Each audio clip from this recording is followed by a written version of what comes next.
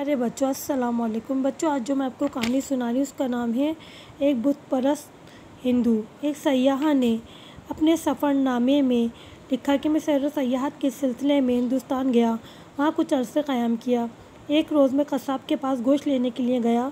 जब मैं वहाँ पहुँचा तो मैंने देखा कि गोश्त खरीदारों की इस दुकान पर कतार बनी हुई थी।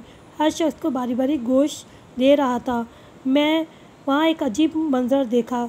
जब भी किसी ग्राहक को गोश्त देता तो गोश्त देने से पहले अपने पास रखे हुए रुमाल का एक सिरा उठाता, उसमें कोई चीज़ रखी थी उसे देखता, बाद में गोश्त का वज़न करता।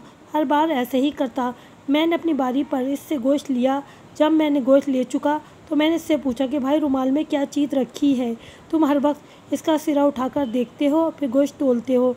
इसने कहा, भाई मैं बुत परस्त हूँ और उस रुमाल में मेरा बुत है जिसकी मैं पूजा करता हूँ। हर ग्राहक को गोश्त देने से पहले मैं रुमाल का कोना उठाकर अपने माबूद को एक नज़र देखता हूँ, ताकि मेरे जहन में ख्याल रहे कि मेरा माबूद मुझे देख रहा है और मैं तोल में तराजू में कोई कमी ना करूँ।